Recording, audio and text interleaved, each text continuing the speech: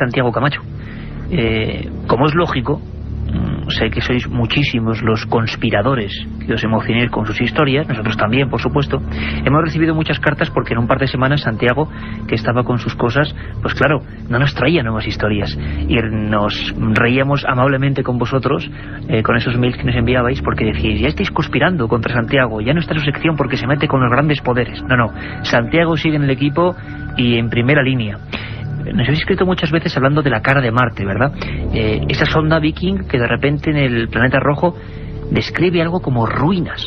Y el tema de las ruinas en Marte, ruinas en la Luna, todo tipo de cosas, se ha hablado mucho de ellas. ¿Qué hay de verdad, qué hay de mentira? ¿Qué hay de conspiración? ¿Qué hay de añadidura humana? ¿Lo descubrimos con Santiago Camacho? Vamos allá.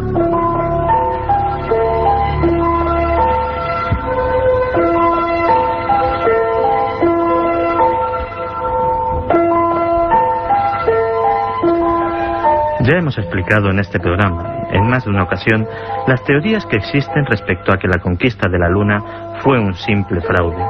Sin embargo, existe otro foco de desconfianza hacia la NASA aún más fascinante, la de quienes opinan que la agencia lleva años ocultando las pruebas de la existencia de vida extraterrestre inteligente.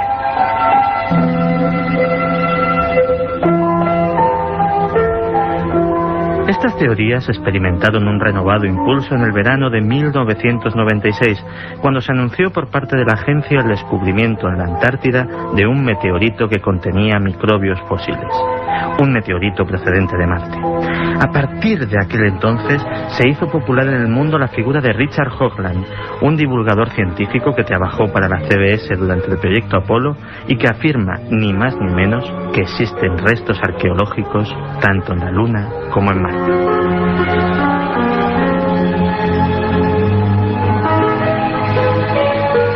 A mediados de los 80, Hoagland, junto con un equipo de técnicos y expertos, investigó en profundidad la llamada cara de Marte, una gigantesca estructura pétrea asombrosamente similar a un rostro humano que descansa sobre la superficie del planeta rojo.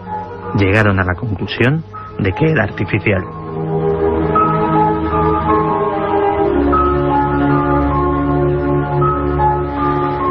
Pero la cara de Marte ya había subido a los altares de la conspiración en 1976, al ser fotografiada por primera vez en la 35ª órbita del Viking 1.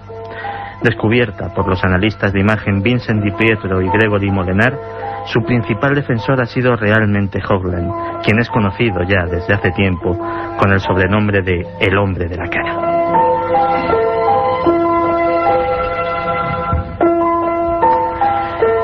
En su libro sobre las ruinas de Marte, no solo habla de la famosa cara, sino de todo un conjunto de restos arqueológicos, pirámides incluidas, capaz de hacer palidecer las glorias del antiguo Egipto.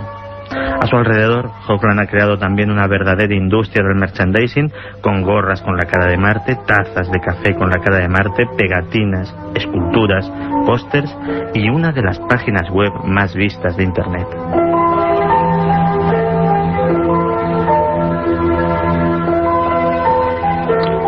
Pero Marte no sería el único lugar donde la NASA habría ocultado la presencia extraterrestre. Desde 1969 se ha especulado con la posibilidad de que el pequeño paso que Neil Armstrong dio en la Luna fuera presenciado por testigos no invitados procedentes de otros planetas. La historia de los avistamientos ovni protagonizados por astronautas es larga y algo ha ido saliendo a la luz a pesar del secretismo de la NASA. ¿Quién sabe? Es posible que algún día se nos revele el porqué de tanto secreto y descubrimos cosas que hoy día ni siquiera podemos sospechar.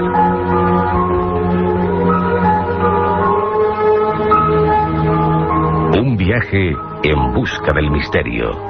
Milenio 3, en la SER. Si quieres viajar a lo desconocido, no dejes de leer El Archivo del Misterio de Iker Jiménez, los libros del tercer milenio. Colección El Archivo del Misterio de Iker Jiménez, publicado por Editorial Edad. Próximos títulos ya a la venta: La Sábana Santa de Carmen Porter, Casas Encantadas de Francisco Contreras, El Secreto de la Gran Pirámide de Manuel Delgado y Vampiros de Miguel Gómez Aracín. La otra realidad. Milenio 3, en la cadena SER. Estamos de aniversario, aunque ya se ha pasado. Empezamos un 1 de junio, un 1 de junio del 2002. Hoy estamos a día 2, ni más ni menos. Y además de el nacimiento del milenio 3, siendo un poco así presumidos, en broma por supuesto, pasaron muchas más cosas en este gran disco duro que es la historia del hombre. Tal día como hoy, en 1605, aparece la primera edición del ingenioso hidalgo Don Quijote de la Mancha. Unos años más tarde, en 1875, el logopeda escocés Alexander Graham Bell inventa un micrófono de membrana para su teléfono. 1908, una real orden prohíbe la actuación de las mujeres en la lidia de toros. Hoy hemos hablado de toros, Iker. Era de rigor ponerlo. 1909, primer vuelo en aeroplano con pasajeros. Lo realizó el aviador francés Louis Blériot, con 2 personas a bordo. Ya en 1957, más de 2.000 científicos de todo el mundo, encabezados por el físico y premio Nobel estadounidense Linus Pauling, piden la suspensión de las pruebas con armas atómicas. Desde luego que no lo consiguieron, eso de limitar las armas atómicas. Pasaron más cosas en 1966, Carmen.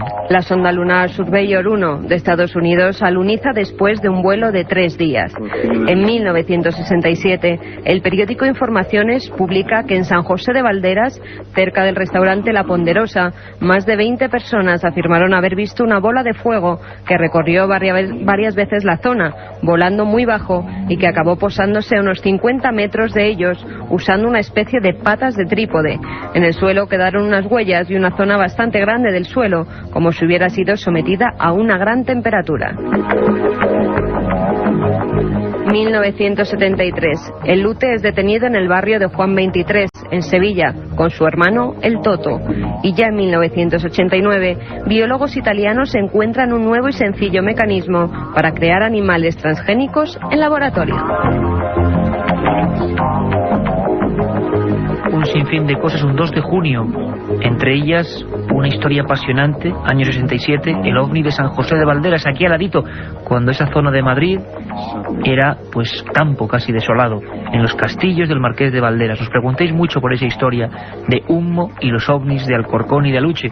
Lo contaremos con todos los documentos.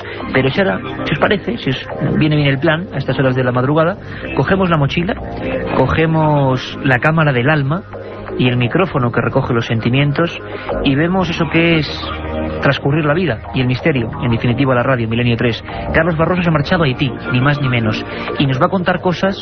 Agarraos bien, si estáis en la cama, como sé que muchos lo hacéis, subiros la sábana hasta la barbilla, porque vamos a hablar del país de los muertos vivientes. Milenio 3, periodismo de lo desconocido, en la SER. Haití se encuentra en la parte occidental de la isla española, el lugar descubierto por Cristóbal Colón el 12 de octubre de 1492. En 1697 España cedió a Francia ese territorio formado por cadenas montañosas y llanuras en el centro, que se abren hacia el mar protegidas de los vientos alisios por numerosas elevaciones. El café es su principal producto de exportación. El territorio está fuertemente desforestado y la erosión es uno de los grandes problemas que amenazan el terreno. Con una población mayoritariamente rural y con pocos recursos energéticos, la madera es una de las principales fuentes de calor, lo que provoca un aumento de la tala de árboles. La mayor parte de la población, más del 90%, desciende de africanos. Pero Haití es un país donde lo oficial no casa mucho con lo que la población lleva a la práctica. 2 asuntos pueden servir como ejemplos. El idioma oficial es el francés, pero la mayoría habla el creol, una lengua que mezcla el inglés, el español y el francés antiguo con elementos africanos. La religión oficial es el catolicismo, pero la práctica del vudú está muy extendida.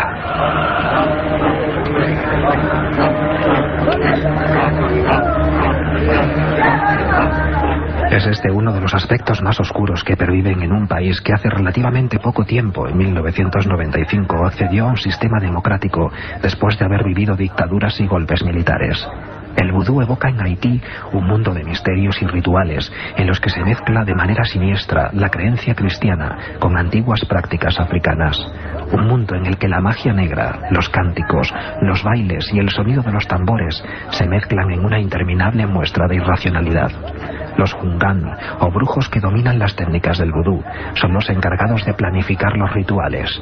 Ellos ofrecen sacrificios de animales, fabrican las muñecas de trapo en las que se clavan alfileres para provocar el dolor a la persona que representan, y dominan las técnicas de zombificación, con las que controlan totalmente la voluntad de las personas sometidas. Esto se consigue gracias a un compuesto llamado polvo zombie, elaborado a base de plantas, huesos humanos, tarántulas, sapos venenosos, gusanos y una toxina que se encuentra en el pez globo, un veneno muy potente que genera este animal en los ovarios de las hembras. Solo con inhalar este polvo se pasa de la vida a la muerte y después de la muerte a la vida de forma progresiva.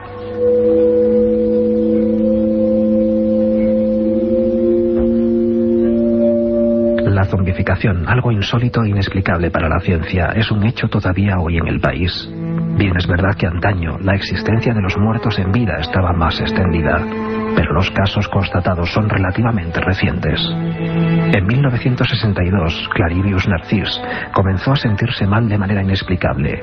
En el hospital, sin apenas poder respirar, sus constantes vitales fueron apagándose poco a poco. Clarivius pudo oír cómo los médicos daban el pésame a su hermana que le acompañaba, cómo le cubrían con una sábana, cómo le introducían en el ataúd mientras sus familiares lloraban, y sobre todo, cómo la tierra caía sobre la tapa de su ataúd.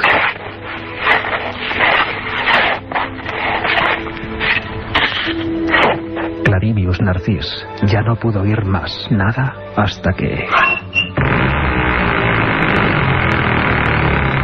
se descubrió de pie, junto a su tumba, en un estado parecido al trance. Mientras dos hombres volvían a llenar su tumba de tierra, otro le ataba las manos y le conducía a una granja, donde pasó a formar parte de los esclavos que trabajaban en ese lugar. Así permaneció durante 2 años, hasta que su amo dejó de administrarle narcóticos, lo que le hizo regresar a la realidad junto con todos los demás zombies.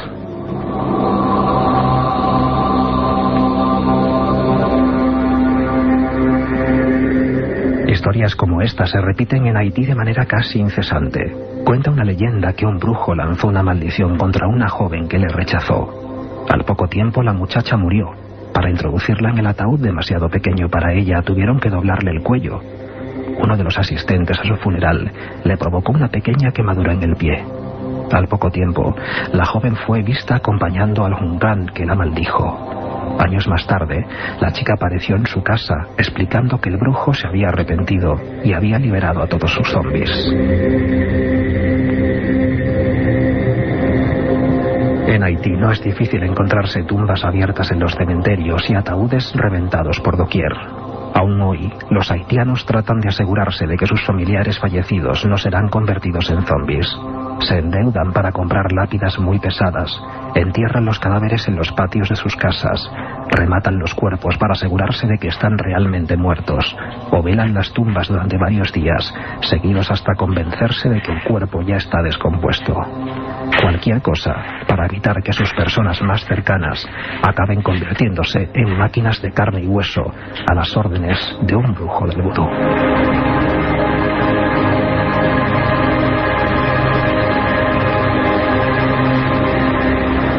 Un viaje en busca del misterio. Milenio 3, en la SER. 3:41 de esta madrugada imborrable e irrepetible del 2 de junio del 2003. ¿Estáis ahí todos? Todos los amigos, los cientos de miles de amigos de esta familia de Milenio 3. Casi hay veces que hasta uno se lo piensa, ¿verdad? ¿Cómo nos ha puesto el cuerpo don Carlos Barroso? Tengo aquí a Carmen y a don Antonio Bravo en la nave del misterio y los dos están pálidos. Yo creo que también. Pero ahora, si os parece, para, como siempre, cambiar el rumbo, como una montaña rusa de las palabras y del sentimiento, nos vamos a algo más pacífico, a sentarnos en el sillón de la imaginación y a abrir las puertas de nuestra gran, entrañable y vieja biblioteca. La biblioteca de Milenio 3. Yo tengo en mis manos, sabéis que siempre os recomendamos dos libros, uno que se puede encontrar, que es novedad o que es fácil todavía de adquirir en las librerías, ahora que es tiempo de Feria del Libro, ahora que los próximos 2 fines de semana tenemos una cita con todos vosotros en la Feria del Libro de Madrid, ya lo sabéis, pues yo tengo un libro interesante, me lo estoy leyendo ahora mismo. Lo compré por un título que creo que puede dar para un programa y para 2. Minorías malditas. Autor Javier García Egocheaga. Editorial Tikal. El subtítulo: La historia desconocida de otros pueblos de España. Y es que seguro que muchos sí. Incluso seguro que muchos de los que ahora nos escucháis estéis en zonas muy cercanas a donde vivieron, por ejemplo, los agotes, los vaqueiros de Alzada. O quién no se acuerda, ahora ya han pasado un poco casi de moda, desgraciada moda para ellos, porque eran carne de páginas de sucesos, los quinquis, los quincalleros. ¿Qué fue de los pasiegos que decían que vivían como en otra remota era en el magnífico Valle del Pas de Cantabria? Los enigmas de los maragatos, culturas dentro de culturas que fueron apartadas, ignoradas, temidas, microsociedades al margen, como podrían ser, por ejemplo, aunque aquí en este libro no se incluye, un día haremos un especial, ojalá desde allí, los urdanos, los habitantes del bello y terrible a la vez paraíso maldito de las Urdes. Agotes, margatos, vaqueiros de Alzada, no se incluye aquí, pero también existen los brañeros de Logrosán, pueblos malditos. Ya lo sabéis, un interesantísimo estudio. Hacen falta cosas como esta. Hacía por lo menos 25 años desde que publicara Juan García Tienza Pueblos Malditos Españoles, que no tenemos una biografía de esas otras razas y culturas que conviven con nosotros y de las que apenas quedan recuerdos de algunas de ellas. Pero los hay en las piedras y en los caminos. Si queréis, si os apetece, os planteo pronto un programa, quizá en verano, en un nuevo horario, quién sabe. Pueblos Malditos de España. Apetecible, ¿verdad? Es la recomendación, Minorías Malditas, Javier García Egocheaga. ¿Y tú, Carmen, qué tienes? Veo una portada espectacular de Editorial Planeta, por ahí. Pues si antes nos ha puesto los pelos de punta Carlos Barroso, yo creo que el libro que traemos hoy también es un caso para ponerlos. Los demonios de Ludun. El autor Aldous Huxley, la editorial Planeta, y fue publicado en el año 1980. En alguna librería de viejo todavía queda algún ejemplar de Los demonios de Ludun. En este libro el autor habla sobre un supuesto caso de posesión demoníaca acaecido en el año 1631 en la aldea francesa de Ludun.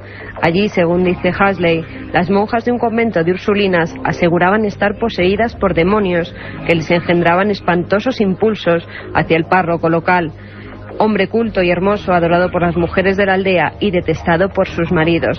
Las religiosas aseguraban que toda la culpa la tenía el sacerdote, Urbain Grandier. Este, tras pasar por muchos interrogatorios, fue acusado de hechicería, juzgado, torturado y al final Iker fue quemado vivo en la hoguera. ¿El propio sacerdote? El propio sacerdote. Se creían que... Caramba. Por unas historias amorosas que había también entre sacerdotes y religiosas, pues al final montaron todo este espectáculo porque era así y no era una posesión demoníaca, vamos. Yo, por lo que he podido investigar, se trataba más de histéricas que de otra cosa. De este caso se han hecho además una ópera que lleva el mismo título que el libro, 2 películas tituladas Madre Juana de los Ángeles y los Diablos. En definitiva, hay que ver una obra en la que se mezcla la brujería, la demonología, la superstición y la mística del siglo XVII. Pues hoy, a pesar de que un libro sea nuevo y otro sea viejo, ambos viajan a el ancestro, lo atávico, lo antiguo. Uno, Carmen, Los demonios de Ludun, Editorial Planeta. Autor Aldous Huxley. Aldous Huxley. Y Javier García Egocheaga, Tikal, Minorías Malditas, la historia desconocida de los otros pueblos de España. Yo creo que hemos tenido casi de todo. Hemos empezado con toros, hemos seguido con una historia apasionante relativa a Marte, nos hemos marchado ni más ni menos que a Haití. ¿Qué os parece si conectamos todos los teletipos, si esta nave del misterio se convierte en una central de información y os damos todas las notas importantes que en torno al mundo de lo desconocido ha ocurrido en todo el planeta? ¿Tenemos preparados ya los corresponsales? Sí, vamos allá, el informativo. Milenio 3, con Iker Jiménez, en la cadena SER.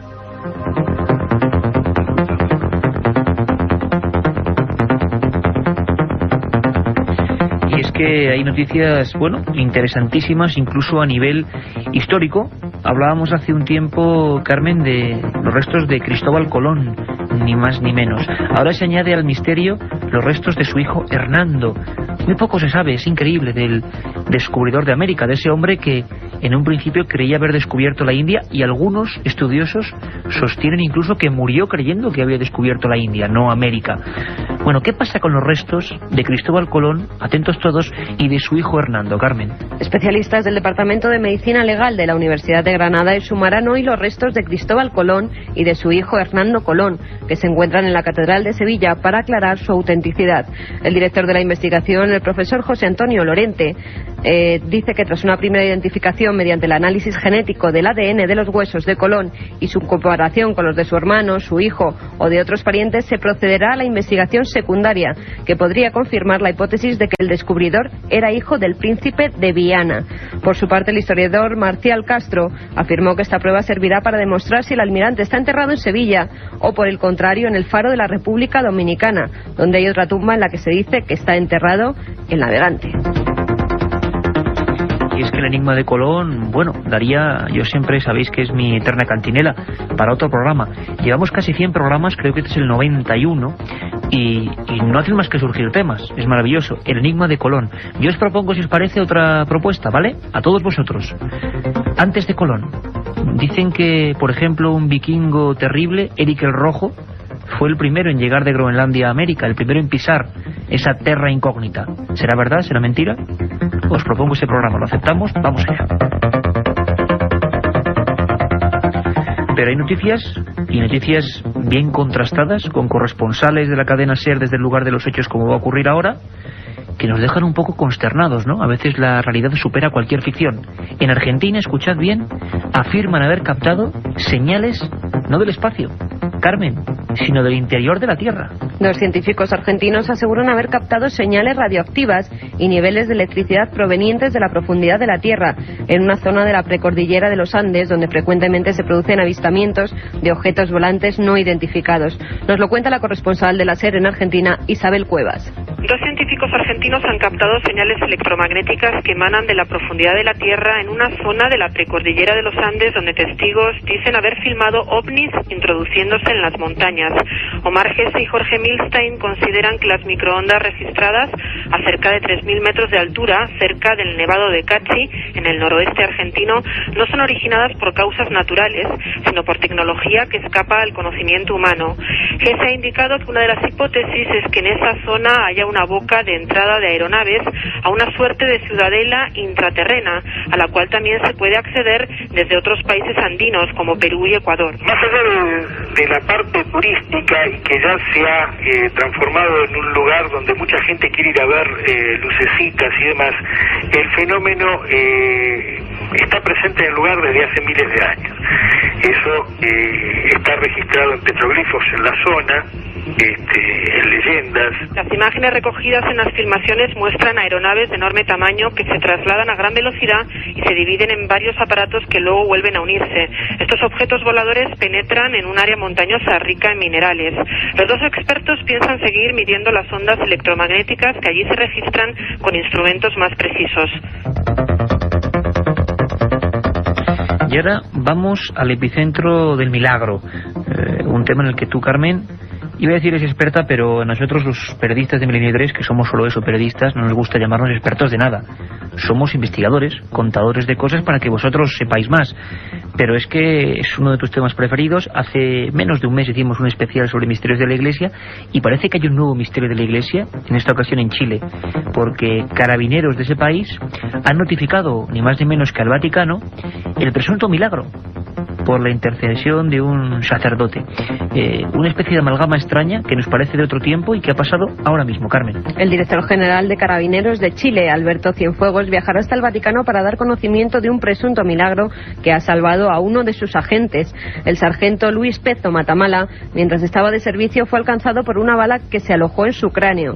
Tras ser trasladado al hospital, los médicos aseguraron que sufría daños cerebrales irreversibles y mortales de necesidad. Pero el padre Lorenzo Torres decidió encomendar al policía a un sacerdote italiano, a Nicola Donofrio, al que se le atribuyen numerosos milagros. A los pocos días el sargento se recobró por completo de sus heridas y ya ha sido dado de alta. Y es que uno nunca deja de sorprenderse, esta maravillosa y mágica, a veces trágica también vida. Yo hace poco, Carmen, leía un libro de un gran periodista que ya no está, uno de esos grandes reporteros del diario Pueblo, era Felipe Navarro Yale, que hablaba de qué bonito es cada día salir ahí fuera a contar lo que hace nuestro hermano, el hombre.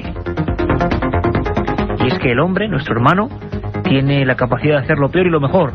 Por ejemplo, de agruparse en una asociación arqueológica y hacer descubrimientos apasionantes como los que ha ocurrido ahora mismo en Barcelona, que han hallado restos de una gigantesca batalla que permanecía ahí en el subsuelo, ¿verdad, Carmen? Arqueólogos del Museo de Mataró han encontrado en la cueva dos Rius más de 25.000 huesos humanos que pertenecen a guerreros muertos en una batalla prehistórica. Todos los detalles nos los trae la corresponsal de la cadena SER en Barcelona, Cristina Crespo. Los arqueólogos del Museo de Mataró en Barcelona han hecho público ahora el informe sobre el descubrimiento de 25.000 huesos de hombres de la prehistoria, un descubrimiento que se hizo en 1995 gracias a unas obras de construcción. Los huesos pertenecen a cerca de 200 individuos del tercer milenio antes de Cristo que, según las investigaciones llevadas a cabo por los expertos, habrían muerto en una importante batalla.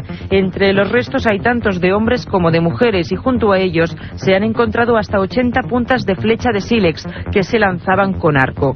El director del Museo de Mataró, Carles Marzada, explica así el descubrimiento. La troballa en aquel momento que la va a hacer El descubrimiento que en este momento hizo personal del museo fue una cueva donde, al iniciarse la excavación, apareció una cueva sepulcral. Tuvimos la suerte que pocos años después de construirse, se hundió la entrada y eso preservó el interior. Se encontraron solo 11 metros cuadrados los restos de cerca de 200 individuos procedentes de una batalla en el pueblo que hoy se conoce como Dos Rius. D'una batalla que va haver en aquella època en el poble que avui té el nom de Dos Rius. Los restos encontrados han permitido saber que se trataba de una comunidad que residía en Dos Rius, a unos 10 kilómetros en el interior, en el verano y que en invierno viajaba hasta la costa. Lo que no se ha podido determinar es qué pudo provocar una batalla tan importante como para que murieran cerca de 200 individuos. Enigmas, como decimos, del hombre. Ese hombre que, como decimos también, se comporta de las formas más diversas. Fíjate, Carmen, 13 miembros de una secta arrestados en China y por una causa que me parece terrible y desagradable. 13 miembros de la secta de inspiración cristiana Mentui fueron arrestados en la provincia de China de Hunan por proselitismo, por aprovecharse de la epidemia de neumonía atípica. Terrible, Iker. Al parecer, los líderes hacían creer a sus adeptos que solo los seguidores de su movimiento se salvarían de contraer la enfermedad. Menuda forma de utilizar, como siempre han hecho las sectas, o muchas de ellas, ¿no? No hay que culpar a todas, pero como han hecho la inmensa mayoría de ellas, de cualquier sentido y religión, aprovecharse de los miedos, de los terrores, sobre todo de la ignorancia. Solo hay una forma de luchar contra las sectas y contra la ignorancia, que es intentar entre todos, pues, saber un poco más. Y ahora, si os parece, vamos ya con los mails, lo que nos habéis enviado durante todos estos últimos días a milenio3@cadenaser.com. Carmen, tienes ahí un buen fajo de papeles, cada uno de ellos con una pregunta, con una historia, con una crítica a veces. Antes de nada, si te parece, por si acaso, porque hemos seguido recibiendo hasta ahora mails de gente que no ha podido apuntar las fechas.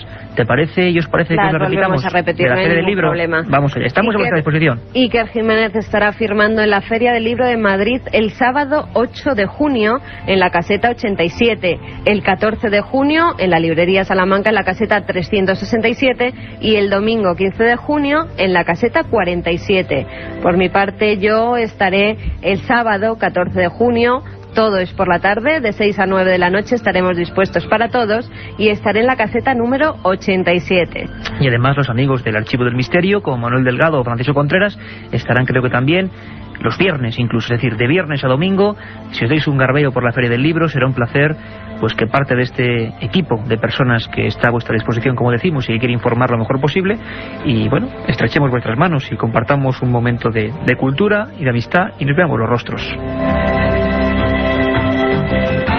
Vamos allá, Carmen. ¿Qué nos han escrito, qué nos han dicho? Ante todo, Iker, dar las gracias a todos los amigos de Milenio 3 que nos han felicitado. Sin ellos no hubiera sido posible que cumpliéramos este año y pensamos compartir con ellos muchos más si nos dejan.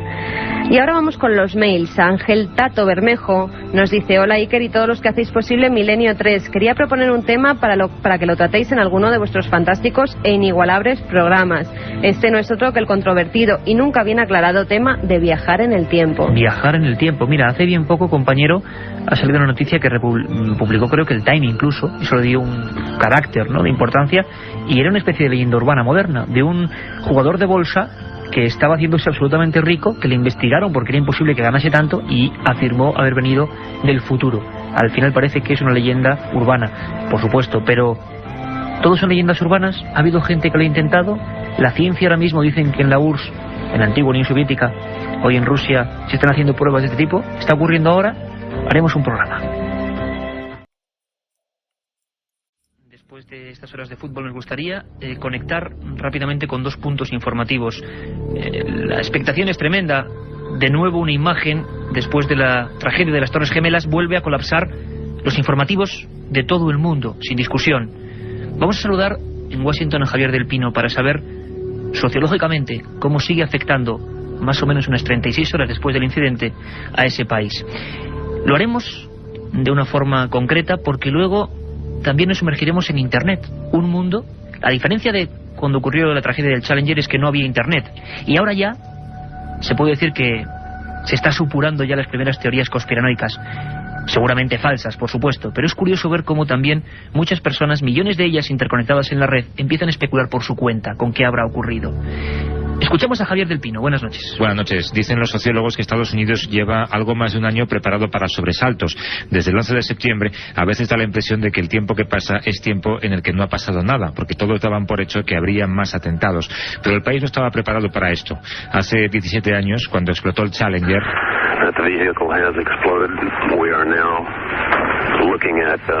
tragedia fue dolorosa, pero no existían entonces cadenas informativas en televisión, no existían foros de debate en Internet, que ha registrado una subida notable en tráfico por gente que se conectaba para saber, para leer, para hablar con otros internautas sobre una tragedia que se ha vivido en tiempo real. Decía hoy alguien que el accidente ha roto la ilusión de rutina en Estados Unidos, la agradable sensación de que no pasa nada, a pesar de que tengamos una guerra a la vuelta de la esquina. Hay quien destaca también una casualidad, que la hora en la que explotó el Columbia coincidiese casi exactamente con el momento en el que un avión se estrelló contra una de las Torres Gemelas en Nueva York.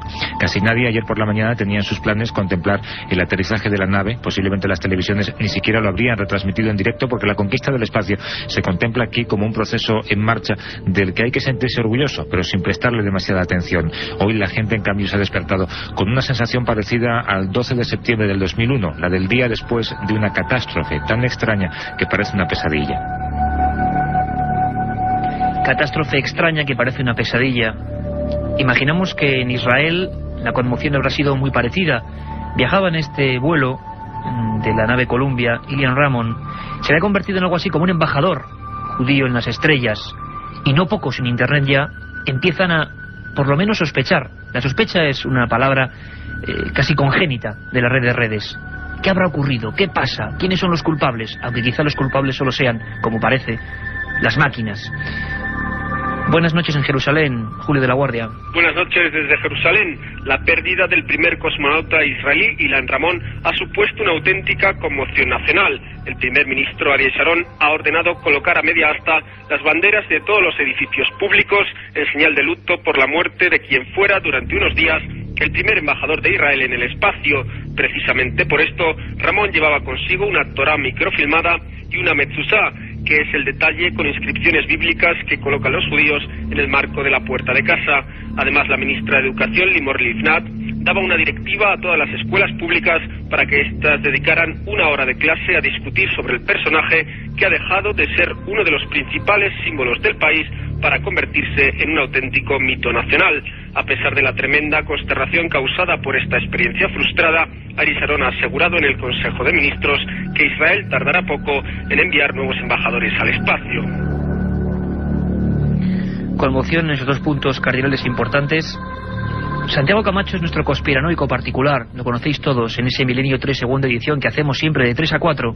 Además ahora acaba de sacar un libro estupendo, Las 20 grandes conspiraciones.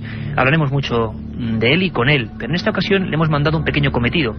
Yo cuando ayer veía las imágenes y todo nuestro equipo veía las imágenes, dijimos, cambiarlo todo, radicalmente.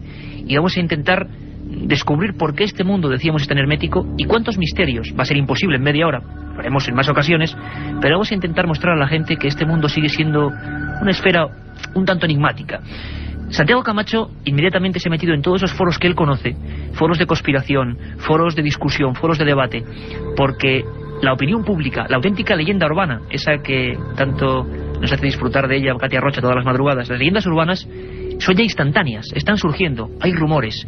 Lo que no esperábamos, y esto creo que nos ha contado, es que un representante de la propia NASA ha sido, hace escasamente un par de horas, el que ha realizado, digamos, una pequeña bomba informativa a nivel cibernética. Nos lo cuenta Santiago Camacho. Pues básicamente se está poniendo de manifiesto dos aspectos muy interesantes de este tema.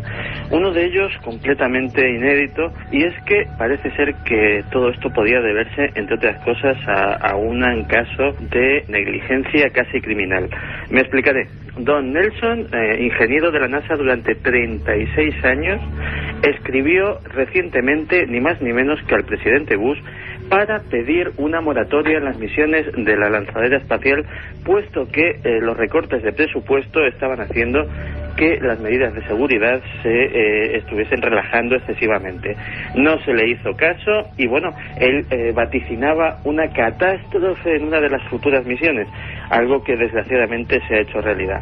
Por otro lado, otros conspiranoicos están barajando la posibilidad de que en un futuro se pueda utilizar este desgraciadísimo incidente como uno de los muchos pretextos para la guerra futura contra Irak, pensando en que un análisis no demasiado independiente pudiera llevar a la conclusión de que había habido un sabotaje donde en realidad ha habido un accidente.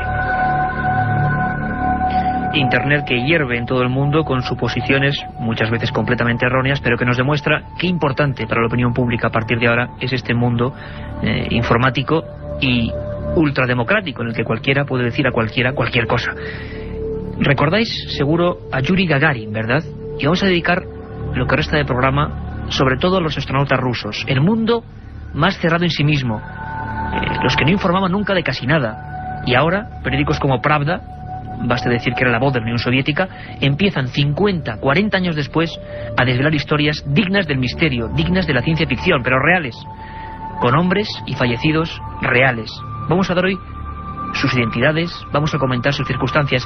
Yuri Gagarin, ahora Pravda lo ha sacado, que aterrizó, vamos a decirlo de una manera forzosa y mal, en un lugar que no era el adecuado, y cuenta Pravda que dos campesinas, imaginemos dos campesinas de una zona abrupta de Moscú, que ven a un hombre con una escafandra, con un paracaídas colgandero, con un traje casi reluciente, y que claro, casi se desmayan también. Yuri Gagarin dijo lo siguiente: no tengan miedo, soy uno de los nuestros, soy soviético, he descendido del espacio y tengo que encontrar un teléfono. Esto lo publica Pravda en el mes de abril, informes que no conocíamos absolutamente nadie. Pues bien, de todo eso vamos a hablar en un momento. La otra realidad. Milenio 3. En la cadena SER. Si quieres viajar a lo desconocido, no dejes de leer El Archivo del Misterio de Iker Jiménez, los libros del tercer milenio. Colección El Archivo del Misterio de Iker Jiménez, publicado por Editorial EDAF. Próximos títulos ya a la venta: La Sábana Santa de Carmen Porter, Casas Encantadas de Francisco Contreras, El Secreto de la Gran Pirámide de Manuel Delgado y Vampiros de Miguel Gómez Aracil. La otra realidad. Milenio 3. En la cadena SER. Y cuando don Antonio Bravo y Javier Rodríguez nos dicen, que nos indican con sus teclas que esta es la música que indica informativo, significa que hacemos un pequeño avance siempre de lo que viene de 3 a 4, un programa con todo tipo de cosas. Carmen Porter, buenas madrugadas, bueno, buenas noches, digo yo buenas madrugadas, acostumbrado de 3 a 4. Buenas noches. Buenas noches, Iker. En el programa de madrugada nos iremos hasta Puerto Llano, Ciudad Real, donde al parecer hace unos días ha caído una extraña bola de fuego, de la que no ha quedado ni un solo resto y que provocó un fuerte incendio. Como siempre en nuestras secciones, Iker, las leyendas urbanas de Katia Rocha, las historias perdidas de la mano de Nacho Ares, y viajaremos hasta la India con nuestro compañero Carlos Cala. También las últimas noticias relacionadas con el misterio y la biblioteca de Milenio 3. Un buen menú para esta madrugada.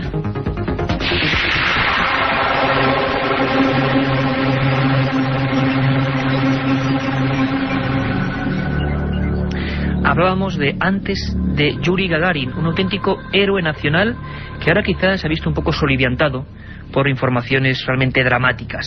¿Quién ha hecho estas informaciones al diario Pravda o quién ha ayudado a conseguir esta información claramente misteriosa y conspiranoica, como diría nuestro compañero Santi Camacho? Bueno, ha sido Mikhail Rudenko, ingeniero, y esto es tremendamente soviético, porque vean cómo suena, de la Oficina Conceptora Experimental 456 de la región de Khimki. Él asegura que en el cosmódromo Kasputin Yar, en la región de Astrakhan, fueron lanzados al espacio 3 personas antes que Yuri Gagarin. Yuri Gagarin, como sabéis, es el hombre que tiene a gala y que la humanidad sabe y conoce, que orbitó en el espacio. Pues bien, había 3 nombres y 3 fechas: 1957, 1958 y 1959. La última de ellas 2 años antes de Yuri Gagarin. Y en los expedientes de los gobiernos soviéticos 3 nombres. Terrible, ¿verdad? X1, X2 y X3. 3 siglas, 3 nombres, 3 hombres reventados en el espacio. Hoy sabemos sus identidades. El primero, Alexis Ledovsky. Su cuerpo explotó a 200 millas en una nave tipo Vostok, siempre según las informaciones del diario Pravda. Sherenti Sivorim fue el segundo mártir de la conquista del espacio por los cosmonautas soviéticos. Lo más dramático es que en su asfixia, según cuentan estas informaciones, sus lamentos o su casi agonía fue registrada por varias estaciones de radiofrecuencias, una de ellas en Bochum, en Alemania. Y el tercer hombre de esta triada macabra fue Andrei Mikhtov. Hasta el mes de abril, pues casi 50 años después, la opinión pública no supo nada. Y en Milenio 3 sabéis que nos fiamos muy poco de las informaciones oficiales, vengan de donde vengan, porque luego nos encontramos con cosas como estas. En el año 1961, Valentin Bondarenko murió en otra prueba del llamado prototipo Vostok. Se cuenta que la atmósfera de su nave se incendió, quedó carbonizado. ¿Y sabéis hasta cuándo nos hizo público este hecho? Hasta que el periódico Izvestia lo sacó en octubre de 1986. Como siempre, y además, lógicamente, con un mayor ingrediente de misterio, el mundo de la aeronáutica rusa fue algo casi tomado como proceso de guerra fría contra Estados Unidos. Las informaciones no llegaban. Mientras las naves norteamericanas tenían el apoyo de todo el mundo, pues los rusos no se encontraban con esa amabilidad. Hubo un primer mártir que no pudo ocultarse, un hecho dramático que muy pocos conocen. Lo conoce perfectamente, cómo no, el que fue director de los proyectos de naves espaciales de la NASA en España, don Luis Ruiz de Gopegui, y nos recuerda la historia del comandante Kamarov, una historia tremenda. En la Unión Soviética, en el año 1967, pues murió un astronauta, Kamarov se llamaba, y este murió en la operación de reentrada. Fue dramático porque ya sabe usted que los rusos caen en el desierto con paracaídas, pero su nave, su cápsula, pues había perdido el control y iba dando vueltas, y entonces él se dio perfectamente cuenta de que el paracaídas se había enredado con la propia nave, y entonces se dio cuenta que se iba a estrellar porque bajaba a una velocidad tremenda. Lo anunció y en efecto así fue. Chocó con tierra y murió en el choque. Latidos de corazón, según nos informan estos reporteros, ingenieros aeronáuticos rusos, quizá un tanto despechados con su propio pasado. El 4 de febrero de 1961 estos latidos de un corazón humano, estaban siendo transmitidos desde un satélite por parte de los comandantes Volokonev, Iván Kachur y Grachev. Según cuenta siempre el diario Pravda, se perdieron en el espacio, fallecieron en la nave, no fueron jamás recuperados, y aquella transmisión sí se recogió. Nos contaba don Luis Ruiz de Gopegui en la terrible historia del comandante Kamarov. Este sí, salió en todos los medios de comunicación, bueno, con ciertas restricciones, pero fue conocido. Y se empezó a hablar, ya había conspiranoia en aquella época, del inicio de una especie de maldición. La nave de este comandante era la Soyuz 1, el año 1967. Poco antes, al mismo tiempo que la Soyuz comenzaba la carrera por el espacio en la Unión Soviética, en Estados Unidos un nombre se hizo célebre, Apolo. Pero en el Apolo 1 hubo otra tragedia. Los comandantes Virgil, Grissom y Edward White realmente perecieron en la propia plataforma, en el propio prototipo. Y se empezó a hablar de una cierta maldición. Hubo escritos, libros, el primero, por ejemplo, el primer libro que llega en castellano sobre astronautas, Los hombres del espacio, año 1961, pues hablaban ya de las posibilidades de que el propio espacio, el cosmos, no quisiera que nosotros fuésemos exploradores. Eran, por supuesto, teorías de la época, una especie de miedo ancestral. 6 años después, las muertes del Apolo 1 y el Soyuz 1 hicieron que muchos pensaran exactamente lo mismo. Cuando realmente los norteamericanos llegaron a la Luna, los soviéticos tuvieron que emprender una carrera a contrarreloj. Dejaron de lado aquel proyecto tan publicitado y se concentraron en ser los primeros en otra cosa. ¿Qué otra cosa podía ser esa? Pues una de ellas se aseguraba que era el acoplamiento de varios astronautas en una especie de estación espacial. Por desgracia volvemos a hablar de 3 mártires, y son cosas, comprendo, no muy conocidas. Esto sí que se publicó incluso en España. La vieja y entrañable revista Algo y el redactor Marius Yeguet se hacían eco de la extraña historia de la Soyuz 11. Los capitanes, también militares, George Dobrovolsky, Vladislav Volkov y Víctor Patsayev, intentaban acoplarse a la nave Salyut.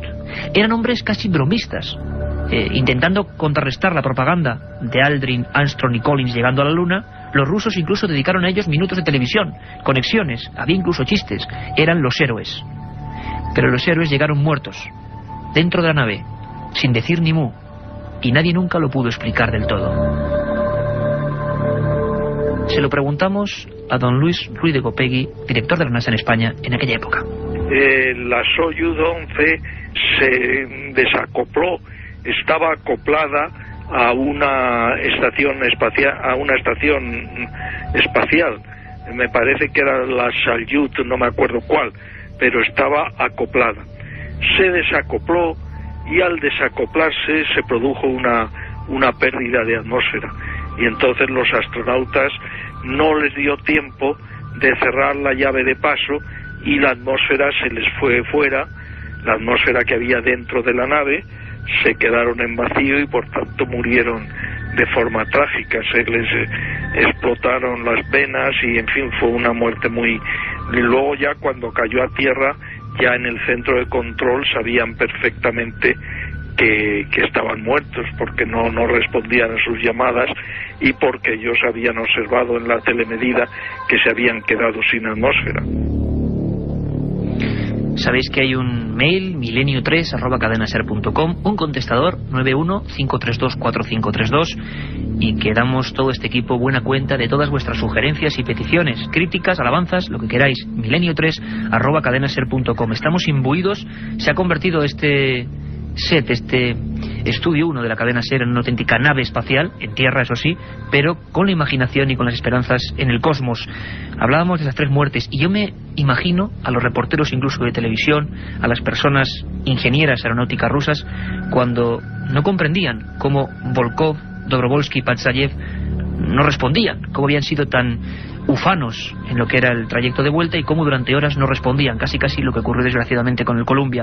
En este caso el drama fue mucho mayor. Se habló de lo que comentaba don Luis de Gopegui, pero mucha gente lo negó, habló de otras cosas, se especuló en su día incluso con experimentos de cobayas humanas. Aquellos 3 hombres no llevaban escafandra, estaban sin los trajes protectores, los 3 con el cinturón puesto, los 3 muertos, en pleno silencio. Fueron enterrados como auténticos héroes de la nación. Volkov, Patsayev y Dobrovolsky, una de las historias más extrañas de la aeronáutica rusa, Soyuz 11 en 1971. Una muerte brutal, según nos comentaba don Luis de Gopegui. Y esas especulaciones continuaron y fueron fomentadas incluso en Estados Unidos. Propaganda, misterio, autenticidad. Uno de los periodistas que más se metió en esta historia fue Frank Edwards. Y me vais a perdonar, pero es que estas historias son reales, pero parecen pura ficción. Frank Edwards, reportero que hizo varios libros, tenía encargado a su editor una edición de un libro que según iba a ser un gran bestseller: Los misterios de la aeronáutica rusa. contaba o quería contar Frank Edwards en ese borrador que jamás se publicó después y que hizo patente o difundió uno de sus editores, que tenía información secreta en el año de 1968 sobre pruebas realizadas adrede negativas sobre los cuerpos humanos de los soviéticos. Quizá no solo se refería a Volkov, Patsayev y Drobovolsky, sino a otros muchos, quizá a los primeros X1, X2 y X3 que reventaron el aire antes de Gagarin. Quizá quería publicarlo en el 68 Frank Edwards. Frank Edwards apareció en su viejo coche con un tiro en la cabeza. Y después, en esta historia extraña del mundo de la aeronáutica, nos tenemos que ir evidentemente a el Challenger. Esa historia que realmente recordamos todos en una imagen patética, tremenda, esa historia de esos 7 valerosos hombres que perdieron su vida. También aquí hubo misterio, también aquí hubo gente que dijo que lo predijo. Pero claro, es muy sencillo poder decir a toro pasado que uno, como si fuera un Nostradamus cualquiera, pero en falso, pues realmente ve cosas. Pero hubo un escritor, Jenny Randles, que lo dejó por escrito 3 años antes. Javier Sierra nos lo cuenta. Ella tuvo un sueño muy particular y lo escribió. Habló de que ella había visto cómo de noche salía el transbordador espacial hacia el espacio y que aproximadamente 1 minuto después del lanzamiento uno de los depósitos de combustible ardía y explotaba la nave en vuelo. Claro, salvo el detalle de la noche, el resto de los detalles son muy ajustados a lo que después ocurrió, y esto pues tuvo en jaque a esta mujer durante varios meses, que se dedicó a recoger otras experiencias similares de personas que también habían soñado con el accidente del Challenger, pues aproximadamente desde hacía 1 o 2 años antes de que tuvieran lugar esos acontecimientos. Incluso en registros como el Registro Central de Premoniciones, que es una iniciativa que lleva muchos años funcionando en los Estados Unidos, se registraron varias notas haciendo alusión a la eventual explosión de un transbordador espacial. Lo que no coincidía en aquella época, porque muchos de aquellos sueños hablaban de un accidente cuando el transbordador espacial regresaba de una misión espacial, lo que no se ajustaba a lo que ocurrió en 1986, desde luego se ajusta como un guante a lo que ha ocurrido hace apenas unos días. Jenny Randles, que escribía en noviembre del 83 esa premonición, ese estallido del Challenger. Bueno, historias que quedan ahí paralelas, que es mejor casi redundar en ellas, pero que pertenecen a la historia de estos fenómenos. Una cosa de la que hablaremos seguro, los fenómenos extraños en torno a astronautas, y hay documentación que os va a sorprender, es por ejemplo los cambios de conciencia que se producen en muchas de estas personas. Uno de ellos, por ejemplo, fue Edgar Mitchell, del Apolo 14. En febrero del 71 tuvo una misión increíble: experimentar telepáticamente, y esto se publicó en todo Estados Unidos. Nos lo cuenta también Javier. Este hombre tenía que ser sujeto tanto emisor como receptor de las ondas telepáticas de un supuesto dotado paranormal muy conocido en aquel entonces en Estados Unidos, llamado Olof Johnson, que debía transmitir mediante el poder de su concentración las imágenes típicas de las cartas Zener, unas cartas que se utilizan en experimentos telepáticos desde hace muchos años y que recogen imágenes geométricas muy precisas.